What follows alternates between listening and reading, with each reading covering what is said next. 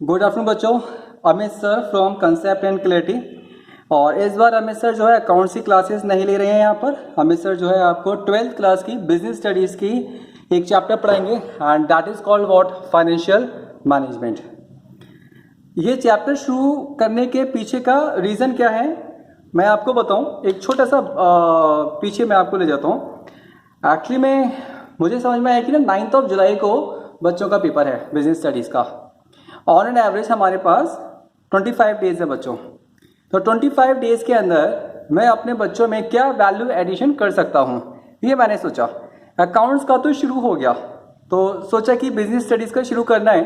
तो यहाँ पर ना मेरे पास एक छोटा सा टारगेट है स्पेसिफिकली अभी सिर्फ और सिर्फ उन बच्चों के लिए जो 9 जुलाई को अपना बिजनेस स्टडीज़ का पेपर देने जा रहे हैं। तो 25 डेज के अंदर आई थॉट कि मैं on an average 5 to 6 chapters cover कर सकता हूं।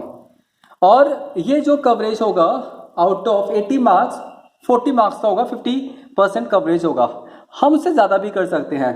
देखिए एक्चुअली में है क्या, इंपॉर्टेंट चीज़ ये नहीं है कि ना हमने सिलेबस ख़त्म करना है। जो सबसे ज़्यादा इंपॉर्टेंट चीज़ है वो ये है कि वैल्यू एडिशन कितना हो रहा है, आपको कितना समझ में आ रहा है और मैं आपको कितना समझा पा रहा हूँ बच्चों यहाँ पर। चलो जी फाइन, हम चैप्टर शुरू करते हैं बच्चों, फाइनेंशियल मैनेजमेंट। अब आप समझना वर्ड क्या है हमारे पास यहाँ पर। ये है हमारे पास फाइनेंशियल और ये है हमारे पास मैनेजमेंट। फाइनेंशियल वर्ड का बेसिकली मतलब होता है फंड। अगर मैं इस पर जाऊं बच्चों, ये फाइनेंशियल वर्ड पर अगर मैं जाऊं तो इसका कहीं ना कहीं जो मतलब निकलता है वो निकलता है यहाँ पर फंड, या फिर इसका मतलब निकलता है मनी, पैसा। मैनेजमेंट जो वर्ड है, अगर हम इसका मतलब जाएंगे समझने के लिए, जो हमारा चैप्टर नंबर 1 है दैट इज कॉल्ड, एक प्रोसेस है जिसको हम यूज करते हैं ऑर्गेनाइजेशन के गोल को अचीव करने के लिए, साथ ही साथ इफेक्टिवली एंड एफिशिएंटली। वही है मैनेजमेंट बच्चों यहाँ पर। तो पूरे इस चैप्टर में मैं आपको बात बताऊं, अगर कोई मुझसे पूछे कि फाइनेंशियल मैनेजमेंट को ना आप सिर्फ और सिर्फ एक स्टेटमेंट में डिफाइन करो, जो चीज आपको लगातार और बार बार आपको अपने चैप्टर में सुनने को मिलेगी, तो फाइनेंशियल मैनेजमेंट का जो कोर आइडिया है वो सिर्फ एक ही है। और वो यहां पर ये है कि ना भाई साहब, आप कुछ भी करो, आप जो पैसा लेकर के आ रहे हो उस पैसे को आप इस तरीके से यूज करो कि हमारा जो बिजनेस है उसकी वैल्यू इंक्रीज होनी चाहिए। That is called the financial management. हमें जो भी हम काम करेंगे that is related with the money, उससे हमारे बिजनेस की वैल्यू क्या होनी चाहिए, इंक्रीज होनी चाहिए बच्चों। तो हमारे पास यहाँ पे सबसे पहला जो टर्म है वो है बिजनेस फाइनेंस। ये लिखा हुआ है बिजनेस फाइनेंस। सिंपल सा मतलब है बिजनेस को चलाने के लिए हमें जो पैसे की जरूरत पड़ती है ना उसको हम बोलते हैं बिजनेस फाइनेंस। तो money required for carrying out business activities. Example दिए बेटे मैंने इसके यहाँ पर, आपको अपने बिजनेस को एक्सपेंड करना है, आपको अपने बिजनेस को स्टार्ट करना है, कोई भी आपको एक नई असेट्स खरीदनी है, ठीक है ना, वर्किंग कैपिटल, स्टॉक खरीदना है, सैलरी का पेमेंट करना है, मतलब बिजनेस के अंदर अगर आपको सिंगल रुपी भी चाहिए ना तो इसका मतलब ये क्या है, आपका बिजनेस फाइनेंस है। अब बात करते हैं यहां पर फाइनेंशियल मैनेजमेंट की। समझना, ये जो मैंने नोट्स लिखे हैं ये मैंने लिखे हैं आपके एनसीईआरटी से। और बिजनेस स्टडीज के अंदर मैं आपको बता दूं एनसीईआरटी का कोई भी तोड़ नहीं है बच्चों। It is the only best book in the business studies. कोई रेफरेंस बुक नहीं चलेगी यहां पर, बिलीव मी। सबसे इंपॉर्टेंट क्या है, आपको ना टू द पॉइंट मिलेंगे, टू द पॉइंट आंसर मिलेंगे। हाँ, आपको थोड़ा सा पढ़ना पड़ेगा, तो वो जरूरत है नहीं बच्चों। वो मैं उसमें से ना काट छाट के एक एक चीज जो इंपॉर्टेंट है वो मैं यहां पे सब लिख दूंगा। एफएम का मतलब फाइनेंशियल मैनेजमेंट है। अब आप समझना फाइनेंशियल मैनेजमेंट की डेफिनेशन क्या बोलती है।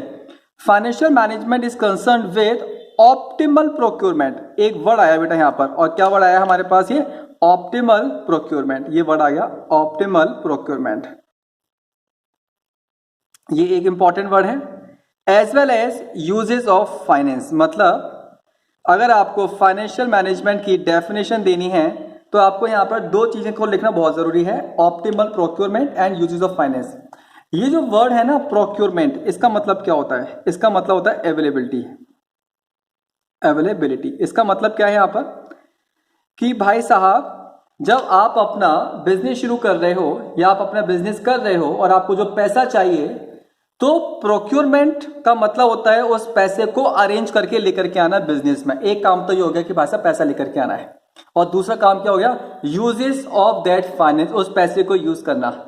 अमित सर ने एक होटल खोलना चाहते हैं, होटल फ्री में तो खुलेगा नहीं, होटल खोलने के लिए पैसा चाहिए, उस पैसे को जो अरेंजमेंट करेंगे that is called optimal procurement, मतलब पैसा चाहिए अरेंज करना है। दूसरा, अब उस पैसे से हमें अपना होटल खड़ा करना है बेटा, यहाँ पर यूजेस ऑफ फाइनेंस। ये 2 पॉइंट हो गए बेटा हमारे पास। अब आप सोचो फाइनेंशियल मैनेजमेंट का जो सेकंड पॉइंट है वो क्या है, उस पैसे को जब आप यूज करोगे तो इस तरीके से यूज करोगे कि उससे मिलने वाला जो रिटर्न है ना वो उसकी कॉस्ट से ज्यादा हो।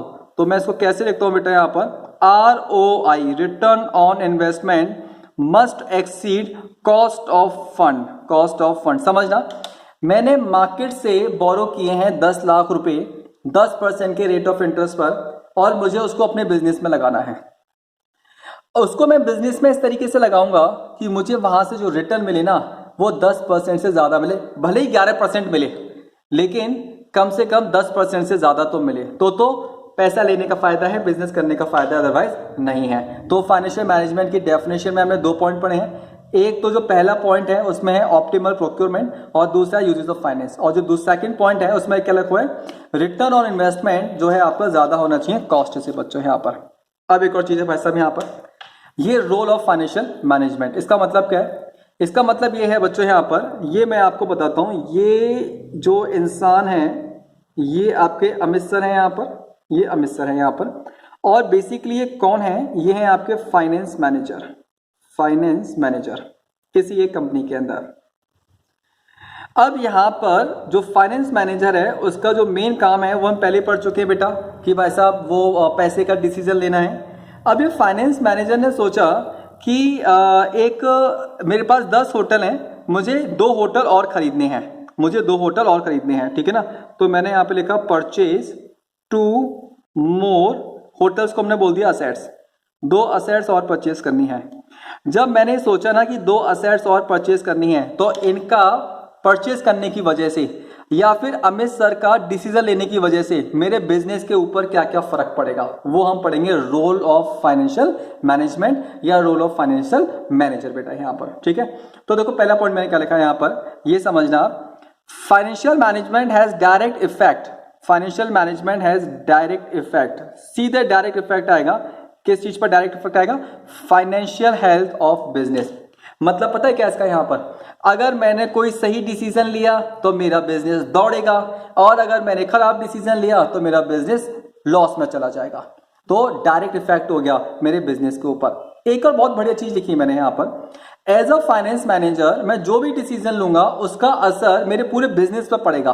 तो वो बता रहा है, कुछ चीजें बता रहा है, ऐसी कौन कौन सी चीजें हैं जिस पर फर्क पड़ेगा आपका डिसीजन लेने की वजह से। जैसे अमित सर ने सोचा कि ना भैया चलो 2 होटल और खरीदने हैं, तो आपने सोच से लिया, अब आपके बिजनेस पे क्या क्या फर्क पड़ेगा देखना, size as well as composition of fix assets of business. तो यहाँ पे वर्ड आया है fix assets of a business, इसका मतलब पता है क्या है बेटा यहाँ पर, समझना, अगर आपने फिक्स असेट्स में ज्यादा इन्वेस्टमेंट किया तो आपकी फिक्स असेट्स की वैल्यूज चेंज हो जाएंगी। अमित सर हाँ वो तो चेंज हो जाएंगी, तो वो यही बोल रहा है। वो क्या बोल रहा है यहाँ पर, पहले आपके पास मान लेते हैं 10 करोड़ की मशीन थी, आपने 2 करोड़ की और खरीद ली, तो कितने की हो गई आपके पास, 12 करोड़ की हो गई। तो मतलब ज्यादा इन्वेस्टमेंट करोगे तो आपके पास जो फिक्स असेट्स है उनकी वैल्यू चेंज हो जाएगी बेटा, 10 करोड़ से 12 करोड़ हो गई।